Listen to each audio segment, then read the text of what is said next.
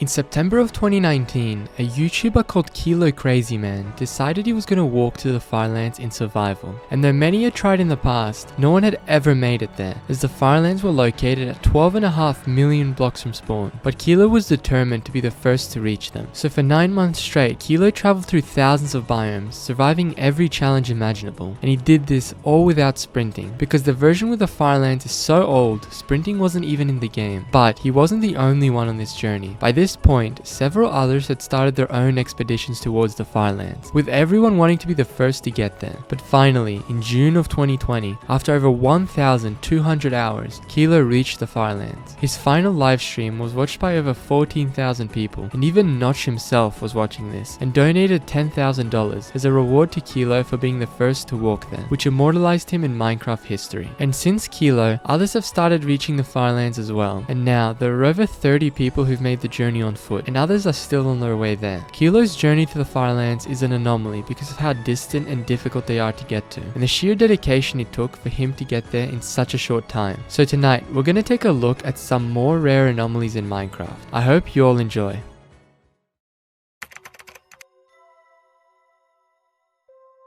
Until 2021, Minecraft capes were exclusive cosmetics that almost no one had. However, in the last few years, they've gone from being elusive and rare to accessible for every player, which means now it's easier than ever to become a collector. This anomaly is about the player who's collected the most capes in Minecraft. So let's briefly go through the Java capes. First, we have the common capes. These are the 7 capes that have been released since 2021, with the most common being the Migrator cape, owned by over 5 million accounts, while the least common is the MCC cape, which is owned by 85,000 accounts. Next, we have the rare capes. These are the Minecon capes from 2011 to 2016 and are only owned by a few thousand accounts each, with the 2016 cape being the most common and the 2011 cape being the rarest. Then, we have the ultra rare capes, which are the Mojang, Realms Mapmaker, Scrolls, Cobalt, and Translator capes. The owners of these capes range from a few hundred to only a handful. This also includes the Valentine cape, which is an anomaly of its own, which I'll talk about later in the video. And finally, we have the one-of-a-kind capes, which are only owned by a single individual each. So out of all normal players, meaning everyone excluding Mojang employees, there's currently a tie between 2 people who have the most capes. The first of these is the YouTuber Antvenom, and the other is a Twitch streamer named Jeff. Both players are of the few that have every Minecon cape, but on top of that, they both have every common cape as well, which brings their total number of capes to 12 each, and this is the most capes any normal player can realistically get. So the reason I left out Mojang employees is because the player with the most capes is a Mojang employee named Mark. Mark's account owns 18 different capes, making it the most out of anyone in Minecraft, those being the 3 Mojang capes, all the Minecon capes, and every common cape. But what's surprising is that somehow he also has 3 other ultra rare capes, being the Scrolls, Cobalt, and Realms Mapmaker capes. No one knows how he got those last 3 capes, because they're so rare that only a handful of people have them. Also, Mark sometimes posts about capes on Twitter, so he's definitely a collector, meaning that it would be incredibly difficult for anyone to surpass him, as many other Mojang employees don't really care that much about collecting capes. Also, what's interesting is that Mark could have even more capes on his account, but if he hasn't worn them, then they won't show up on NameMC, so who knows how many capes he could really have.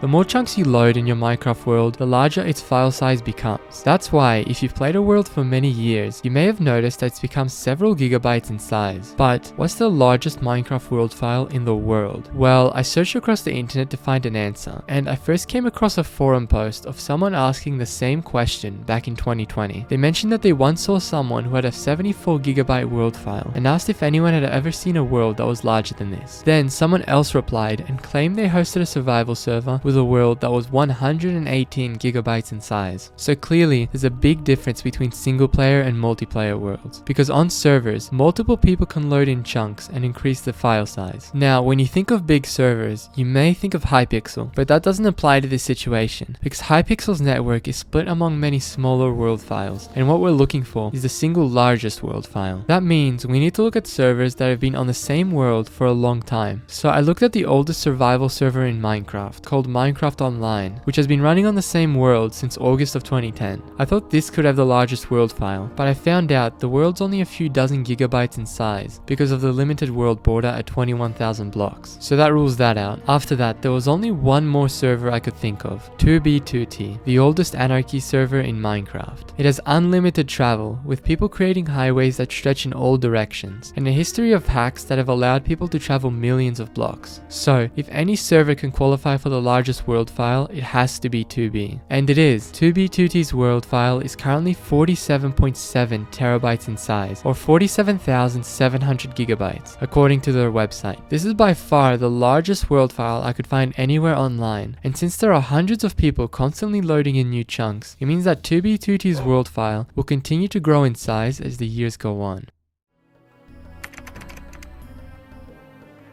You can change your Java username once every 30 days, but what's interesting is that there isn't actually a limit on how many times you can do this. So in theory, every month you can choose a new username and do this repeatedly for as long as you want. But most players only go through 1 or 2 name changes, because no one would recognize them if they kept changing it constantly. But there are some people who purposefully change their usernames an abnormal number of times. So, who has the most name changes in Minecraft? Well, there are actually 2 contenders for the most name changes, and either one of them could be the one with a world record, depending on how you look at it. So first, we have a player who's currently called Flummox. This player has been constantly changing their username for over 9 years straight, and Flummox has been so consistent that they haven't missed a single month of name changing since the start of 2015, which has led to this player having a total of 115 name changes. This is the world record for legitimate name changes. However, there's one other player that can be considered an even bigger anomaly. That player is called Gerd, and what's strange about them is that on NameMC, this account says it only has 11 name changes. However, if we go on a website called Laby, this account is listed as the world record holder with 120 total name changes. On top of that, Gerd somehow managed to have 42 of those name changes in a single day. So what's really going on here? How is this even possible? Well, I asked on a Discord server that knew about this sort of stuff, and apparently there are 2 ways this could have happened. The first was if a Mojang employee purposefully changed this username multiple times in one day, and the second way was if the account owner created many support tickets to have their name manually changed by Mojang. And the reason all these name changes don't show up on NameMC is because the changes happened so fast that Gerd never logged into Minecraft with most of them, so they weren't registered in the NameMC database. So now you see, either one of these 2 players could have the most name changes in Minecraft, but I would say that Flummox has the true world record because of the owner's consistency in changing the name every month for almost a decade. Also, since Gerd hasn't changed their username in over a year, it's safe to say that Flummox will soon overtake the record anyway. Also, what's surprising is that there are several others racing for the most username changes, with many other players starting to reach the 100 mark. No one knows the motivations behind these numerous name changes, because there's no reward and little recognition for having the most, but it's safe to say that this will continue to go on as long as people can change their usernames.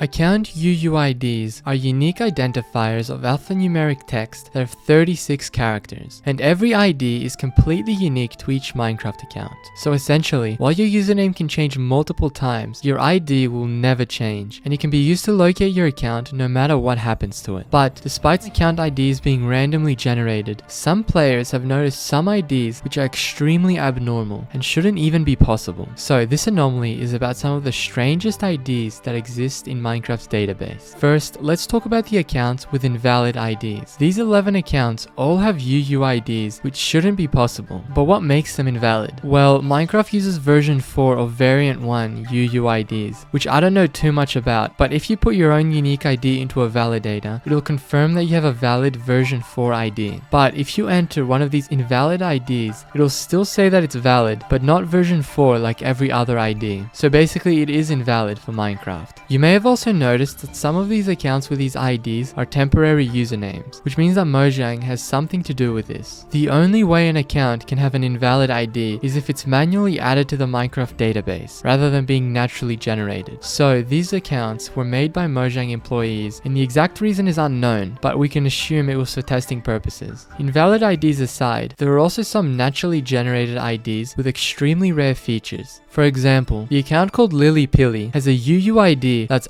only numbers. Keep in mind that this ID is valid and naturally generated, meaning it's an extremely rare anomaly, as IDs are supposed to be alphanumeric, meaning with both numbers and letters. So, because this is natural, I did some research to find out how rare it is, and it turns out that for a UUID to be only numbers, it's a 1 out of 2,658,456 chance. And since there's about 300 million Minecraft accounts in existence, it means that there should be about 113 accounts that exist with IDs that are only numbers. Now that we've seen this, you might be wondering, how much rarer could player IDs possibly get? Well, what about UUIDs with the most consecutive numbers in a row? Let's look at the accounts Captain__Unicorn and Malteser McFlurry. These are the only known accounts that have 8 consecutive numbers in their IDs. Captain has 8 5s in a row, while Malteser has 8 8s. Again, these are naturally generated and valid IDs as well. And despite being unbelievably rare, there's one more account which is even more unusual. That is the account named Phantom, who's the only known account with 9 repeating consecutive numbers in their ID. These numbers are 9 5s all in a row. This is completely unprecedented and an insane anomaly. However, I couldn't find any information on how rare this actually is. So if anyone knows, feel free to let us know as well in the comments or on the Discord. But anyway, these unique ID anomalies affect the game in no way whatsoever, but are interesting phenomena because of how rarely they occur. And who knows what other strange IDs could exist in Minecraft's database, or will be generated in the future. Which YouTuber has the longest Let's Play series in Minecraft? Throughout the years, many people have uploaded abnormally long Minecraft series to YouTube. One of the longest series which comes to mind is Ethos Labs' 588 episode Let's Play series that has been running for over 13 years. We also have Stampy's Lovely World, which was a series that ran for 11 years, with a total of 823 episodes. There's also Kurt's Firelands or Bust series, where he slowly walks towards the Firelands and raises money for charity. And this series started in 2011 and currently has 860 episodes. All of these Minecraft series are anomalies due to their sheer length, and it would take several months for any normal person to watch them from the beginning. But what many don't know is that the longest Let's Plays of all time are far, far longer than these. The third longest is Xisumovoid's Hermitcraft series, which is currently on episode 1183 and has been running for over 12 years. His episodes vary in length, but are generally between 20 to 40 minutes long. The second longest Minecraft series was from a famous YouTuber called Gronk, who started his Let's Play in October of 2010 until it ended in 2014, with the series having a total of 1,251 episodes, with each episode being about 20 minutes long. And what's even more impressive is that this series averaged hundreds of thousands of views on every episode, with many gaining millions of views as well. And fun fact, right after this series ended, Gronk made another Let's Play on a mod pack called Life in the Woods that went on for another 540 episodes. And the story would end here until I did some more research, which led me to find the true longest Minecraft Let's Play of all time. The channel with the longest Let's Play is called Rat Dog Videos, and this person has been consistently uploading his Let's Play series for over 8 years, and currently he's on episode 1378, with each episode being about 20 minutes long. What's insane about this anomaly is that this channel only has 1,000 subscribers and averages less than 100 views per video, despite having the longest Let's Play ever in Minecraft, and uploading regularly for almost 10 years. He even says that he's not making this series to gain subscribers, and he simply does it to share his gameplay with whoever's interested in watching. So this may be the most dedicated Minecraft YouTuber I've ever seen, and you can tell he's making videos simply because he loves the game. So huge props to Rat Dog, and it seems like his series will continue to be the longest Let's Play for the foreseeable future.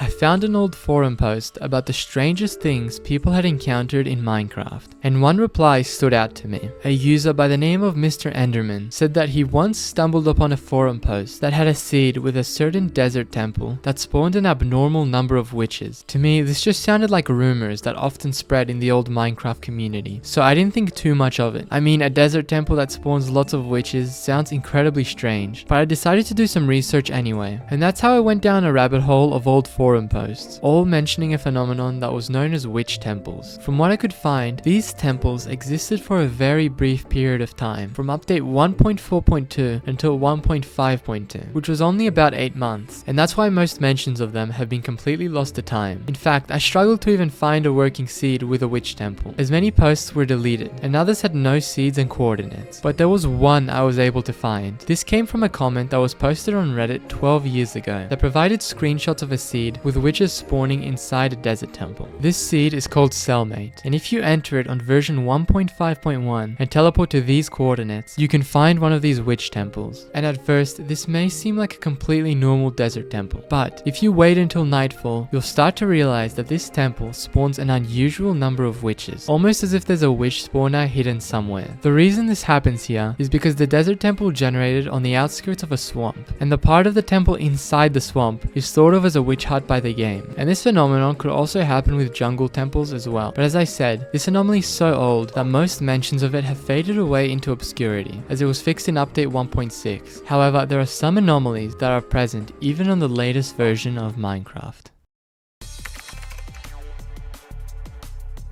If you decide to travel far away from spawn on Bedrock Edition, you may start to notice that the world behaves strangely. This is because of something called a floating point precision error, which means that the further you go out, small gaps are created between the hitboxes of blocks, and at a certain point, world generation completely breaks down, which results in a place known as the Stripe Lands. So, here's exactly what happens if we travel this far out according to the Minecraft wiki. The first milestone in our journey is only at 1024 blocks. For any normal player, this distance seems completely normal, but because the game has started losing precision of the hitboxes, this is where it's first possible to fall through the world. Obviously at this distance it's an extremely unlikely chance, but this gets increasingly higher the further we go out. Not much happens for a while after, but at 16,384 blocks is when a slight jitteriness becomes noticeable by paying close attention to the game. However, most things are still completely fine at this point. Next, our journey takes us to 65,536 blocks. This is where the jitteriness gets a bit worse. However, for most people, this distance is still playable, and the glitches aren't too noticeable yet.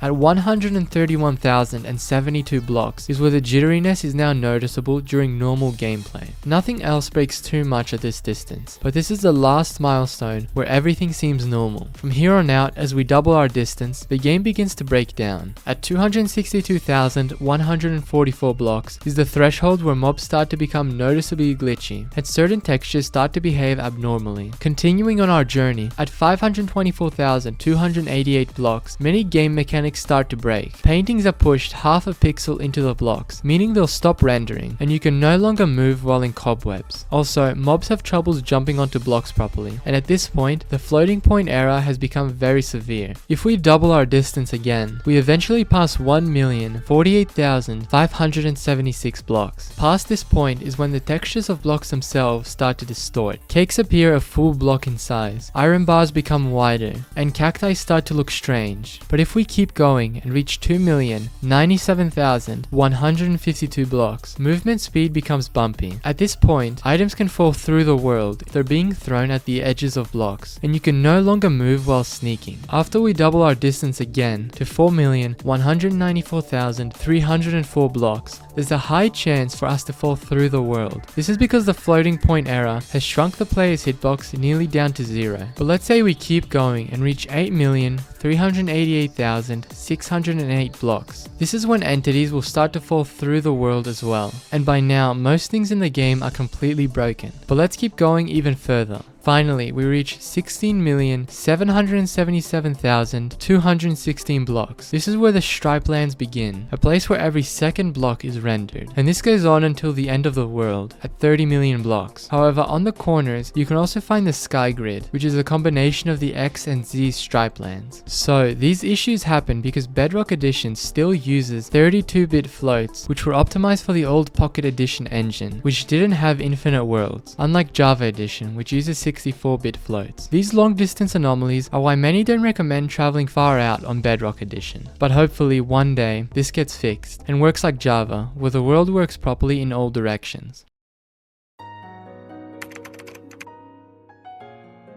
The first part of this anomaly is about illegal NBT items. NBT data, also known as item components, are properties that can change the way items work. I will send a creative hotbar full of these illegal items from a user on Discord called The Real Jesus, and I'll show you all just a few examples of these illegal items. So here we have left and right chests, powered redstone, and petrified slabs. These items weren't intended to be used in the game, and are extremely interesting because you can even bring them to servers through saved hotbars in the creative menu. But illegal NBT items aside, there are also other types of illegal items. These ones can be obtained in survival, and usually involve illegal enchantments. Having illegal items naturally generate in the game is incredibly rare, and usually these get patched when Mojang notices. However, even on the latest version of Bedrock Edition, we can still find illegal items in chests. For example, a Reddit user called Tan Official found this seed, which has a woodland mansion chest that contains boots enchanted with efficiency 1, which shouldn't be possible, and this still works in 1.21. There are also other illegal items which existed in the past, specifically on Java Edition, such as helmets with incompatible enchantments or crossbows with duplicate enchantments that could be dropped by mobs. There were also ways to get petrified slabs in survival, which are also known as alpha slabs. These can be obtained by crafting them in extremely old versions and then updating the game. These petrified slabs look like oak slabs, however, they're fireproof and need a pickaxe to be mined. There's currently no way to get any of these illegal items on survival in the latest update, so you'd have to go back to old versions or use commands to get them. And finally, there's also illegal items that can only be made through commands, such as swords with abnormally strong enchantments. However, we won't get into them here because they're not as strange as the other illegal items which could be obtained in survival. And speaking of strange occurrences, let's move on to the next anomaly.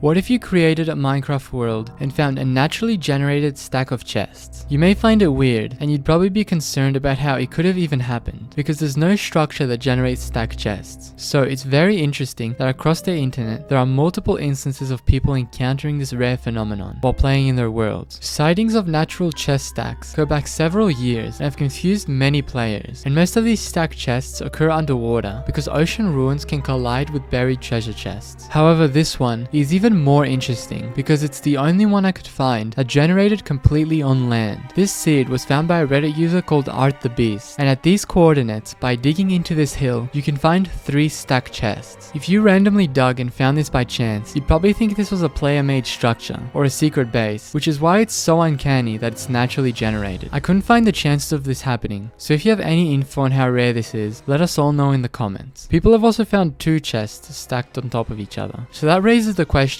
is it possible to find 4 or more stacked chests? Well, theoretically, if another structure like a shipwreck was to generate in the same location, there could be a stack of 4 or even 5 chests. So who knows, maybe this does exist somewhere in Minecraft. The Valentine Cape is possibly the strangest cape in Minecraft, because no one knows its true purpose, and it's only ever been owned by 2 people, and both times it was taken away from them. So let's look at the strange story behind this anomaly. It all started in August of 2022, when players noticed a new cape had appeared on the NameMC website, and since there were no news of a new cape, many people became interested about how a player by the name of LolFoxy2 had obtained it. So after some people messaged Foxy on Discord, he revealed that he was given the cape as compensation because his account had issues with migration. The employee that gave LawFoxy this cape worked on Minecraft Dungeons, where capes are extremely common, so the employee thought that giving Foxy the Valentine cape would be completely fine. But on Java, this was a one-of-a-kind cape that some people would spend thousands of dollars for. However, not long after Foxy started using the cape publicly, it was taken away from his account, after the Mojang employee realized how rare it actually was. And after it was taken away, Foxy himself said that the cape would be releasing publicly on Valentine's Day of 2023. But that turned out to be a rumor, because since then, the cape still hasn't been released to the public. So for a while, Foxy was the only one in Minecraft who ever had this cape. But then things got interesting when one day, people noticed a second owner of this cape appeared on NameMC. The only other known player with the Valentine cape is called Joingrave. Allegedly, Mojang support was helping Joingrave with an issue concerning the vanilla cape on his account. However, the Mojang employee misclicked and added the Valentine cape to his account instead. And again, once Joingrave wore this this cape, it became registered in the NameMC database, meaning hundreds of thousands of players could see there was a new owner with a Valentine cape, so Mojang removed it once again. This means that 2 years after this cape was first leaked, it still hasn't been released to the public, and at this point, it's unknown whether anything will ever happen with this cape at all. But what's more interesting is that there could currently be a few more players with this cape. If another Mojang employee made a mistake in a support ticket by accidentally giving someone the Valentine cape, no one would know if the account owner didn't wear it because it won't be logged in the NameMC database. So there could still be people out there that secretly have this cape but won't reveal it so it doesn't get removed. On my search for anomalies, I came across a very interesting Reddit post from a few years ago, claiming to have found an abnormal dungeon. The screenshot was posted by a user named It's Franklin My Dudes, and this image shows a dungeon that shouldn't be possible. The spawner is surrounded on all sides by bedrock, and there are no chests in sight. This means that this dungeon has somehow generated at the very bottom of the world. When I went to try this for myself though, there was nothing there, so I was skeptical on whether this was even real or not, until I remembered something about previous seed anomalies. Sometimes the anomaly wouldn't generate if you loaded it in a certain way, and because this dungeon was near spawn and I had a high render distance, it means that I was loading it in straight away when I entered the seed. So I turned down my render distance to 2 and then teleported to the location, and there it was, proving that this dungeon was real. The seed for this anomaly is now on screen, and make sure to turn down your render distance when you load it or it won't work. As for why this happened, the only thing I can think of is that this mineshaft, which is at bedrock level, made the world generation think there was a valid area to generate the dungeon. What makes this interesting is that this instance is the only mention of this anomaly that I could find online, and this is no longer possible in modern versions because the world has become so much deeper since 1.17.